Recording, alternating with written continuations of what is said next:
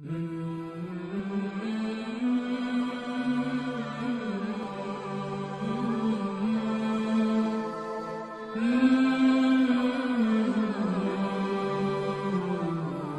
سلطان محمد تغلق کو قبر میں اتارا جا رہا تھا اس وقت حضرت سید نصیر الدین محمود رحمۃ اللہ علیہ کو حضرت محبوب الہی رحمۃ اللہ علیہ کا یہ ارشاد گرامی یاد آ گیا: مخلوق خدا کے ہجوم میں آ کہ تیری وجہ سے بے شمار بندگان خدا کو نجات ملے گی۔ خدا کی بستی ایک ظالم و جابر شہنشاہ کے وجود سے پاک ہوئی تو حضرت نصیر الدین محمود نے اپنے خالق کا شکر ادا کیا اور سلطان تغلق کی موت پر افسوس کرتے ہوئے فرمایا: جاہل و نادان تھا کہ اپنی حقیقت کو نہ پہچانا، پھر یہ خبر آگ کی طرح پھیل گئی۔ اکثر لوگوں نے بے اختیار کہا کہ سلطان محمد تغلق کی موت کا تعلق حضرت چراغ دہلی کی دل آزاریوں کے سبب ہے۔ حضرت سید نصیر الدین محمود نے لوگوں کے اس تبصرے کو ناپسندیدہ قرار دیا اور انتہائی سخت لہجے میں فرمایا: حیات و موت خدا کا اٹل قانون ہے، اس میں کسی کی دل آزاری سے کوئی تبدیلی پیدا نہیں ہو سکتی۔ سلطان محمد تغلق کو موت آنی تھی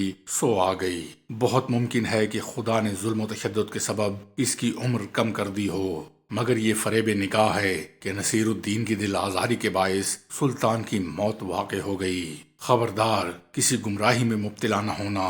اپنی ذات کے اسی محاسبے نے حضرت نصیر الدین محمود رحمۃ اللہ علیہ کو سیدھے راستے سے بھٹکنے نہیں دیا۔ آپ رحمۃ اللہ علیہ ایک کے قدم پر اپنے نفس کی گرفت کرتے اور بار بار فرماتے: اے دنیا، میں تیرے فریب میں نہیں آؤں گا۔ اے زمانے، میرے لیے دام ہوس نہ پھیلا کہ میں تیرا اسیر نہیں ہو سکتا۔ تاریخی حقائق کی روشنی میں حکومت کے لیے ایک باغی سردار طغا نے سلطان محمد تغلق کو بہت پریشان کیا۔ اس کی سرکوبی کے لیے فرما روائے ہند گونڈل پہنچا اور اسی مقام پر بیمار پڑ گیا۔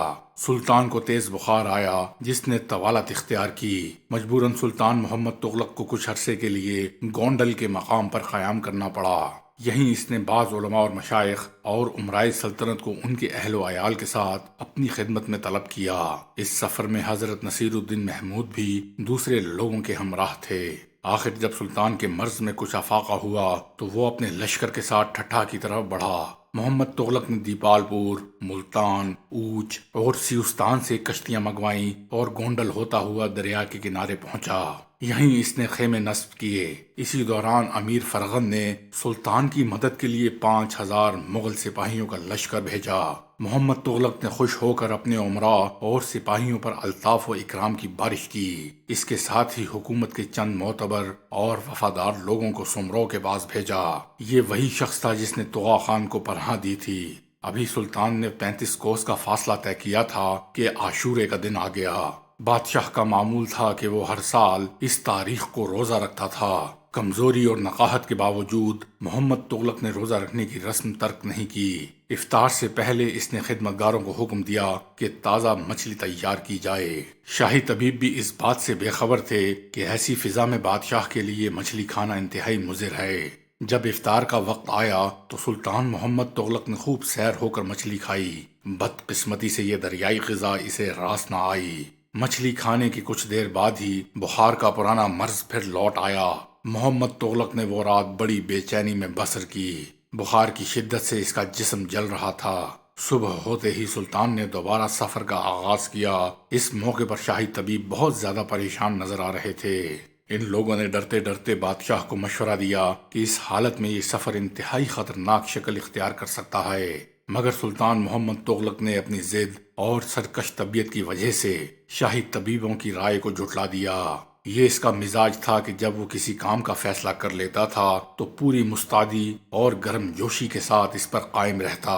شاید عام حالات میں سلطان اپنے مشیروں کی بات مان لیتا، مگر اس وقت سیاسی فضا سازگار نہیں تھی۔ وہ جلد از جلد سردار طغا کی شورشوں سے نجات حاصل کرنا چاہتا تھا۔ اسی کے باعث سلطان محمد تغلق نے اپنا سفر جاری رکھا۔ وہ کشتی میں سوار ہو کر منزلیں طے کرتا رہا، یہاں تک کہ جب ٹھٹھا 14 کوس کے فاصلے پر رہ گیا تو سلطان کی ہمت جواب دی گئی۔ بخار سے اس کا پورا جسم تپنے لگا اور چہرے سے وحشت نمایاں ہو چلی تھی۔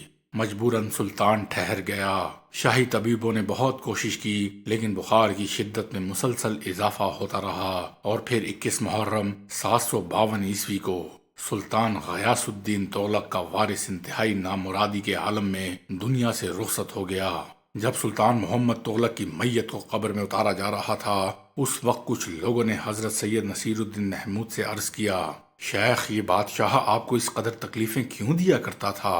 جواب میں حضرت چراغ دہلی نے فرمایا، میرے اور اللہ تعالیٰ کے درمیان ایک معاملہ تھا، اور اسی معاملے کی بنیاد پر محمد تغلق کو دنیا سے اٹھا لیا گیا۔